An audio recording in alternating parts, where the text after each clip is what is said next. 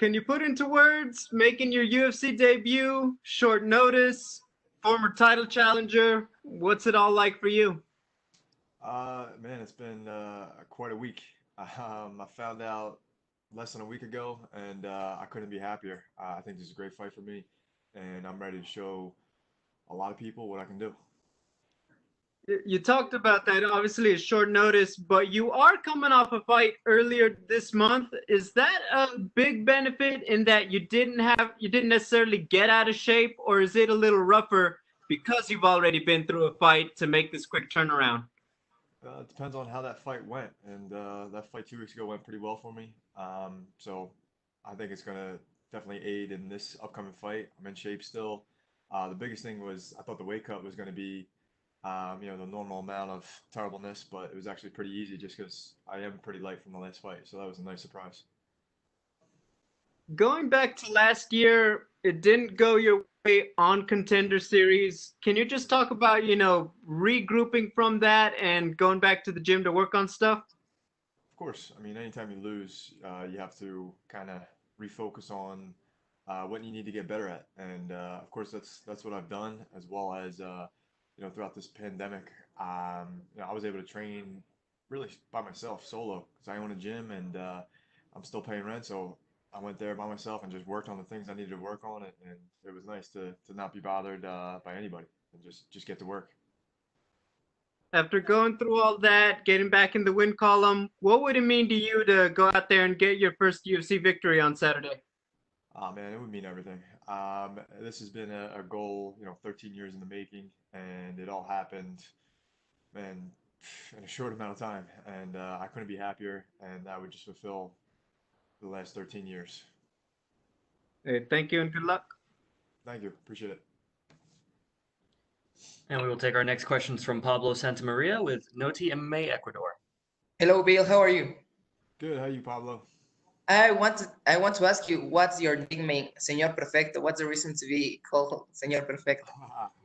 So I made a YouTube video of myself doing everything perfectly, and the name Mr. Perfect has already been done before in wrestling and in kickboxing. That's Giorgio Petrosian's name. The doctor, they call him Mr. Perfect as well. So that had already been done before. Plus, my wife's Puerto Rican, so I wanted to put a little Spanish twist on there. So O- Senor Perfecto was born. Okay, that's a cool nickname. And talking about the fight, do you think this will be the toughest challenge on your career? Not really. I mean, I fought guys that are in the top 15, two guys that are in, well, one that's definitely in the top 15 in the UFC and one that's going to be there soon. So, I fought in pretty tough competition my entire career because I look for the toughest fight. So, this is just another fight. And stylistically, I really like my chances. Okay, you took this fight on short notice, so what can expect from you for this fight? You can expect me to still be in shape from the last fight. I'm still sharp. I'm not skipping a beat since 2 weeks ago when I fought. So, short notice isn't really a thing. I mean, I'm always training. I'm always fighting. This is what I do. I've taken fights on shorter notice, so this is not a big deal for me. This is, everything's looking good for me. Fair play. And what's your prediction for the fight? Either decision or knockout via Bill Algeo.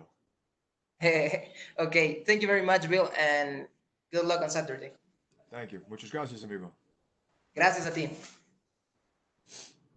And we'll take our next set of questions from Jim Varsalone with the Miami Herald. Thank you. Wondering during the pandemic and just going through this whole process, have you learned anything about training in this process? And then we all talk a lot about what fighters are doing, if they had to change things, smaller groups. But have you learned anything that maybe has helped you in training, just in general?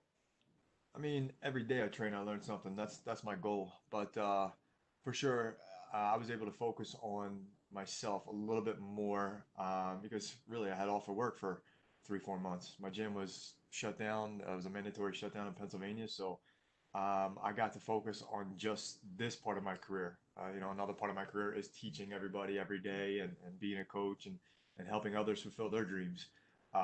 But the nice part about that pandemic, if there is a flip side, was I was able to focus on myself for 3 to 4 months, which was a nice change. at your gym, how was it just getting through all that and making sure that the gym was stable and keeping the do business? We've lost a lot of businesses during this, unfortunately. We have lost a lot of business, and I think we're going to lose a couple more, unfortunately. But luckily, I have a good following and a good base and a good just group of instructors at my gym that's, a ride or die. And once this kind of started to slowly come back to life, we've taken the right precautions, making sure we're doing everything as, humanly possible to open safely. And luckily, my students are cool. They're reasonable. They understand, that I have more. My space is cleaner than any type of grocery store. While it's less foot traffic, it's less people. It's less likely to get it there than anywhere else.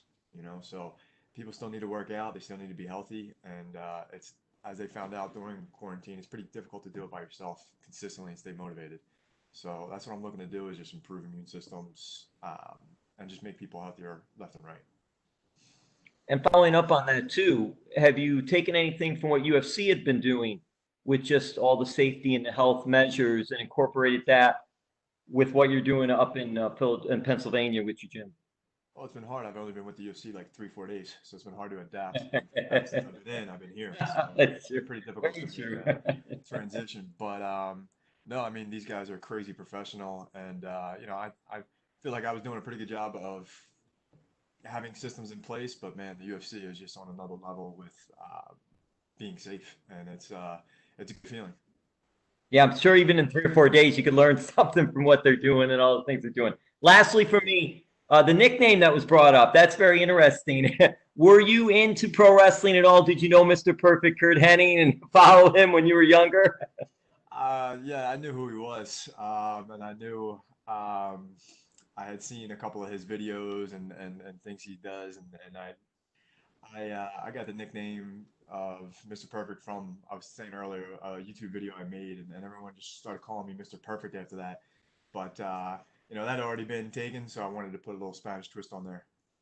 Well, it's interesting, real quick, because if you ever saw the Mr. Kurt Hennig video that he did when he was Mr. Perfect, he was doing all sports and just doing everything well. Everything he did athletically was doing well. And that was my video. I made like a 20-foot putt. I made a bullseye a couple times. I had a couple guests on there saying I was good at motocross and chess and anything we could think of that would have been funny. And it was a funny video. It worked out, and the name kind of stuck from there.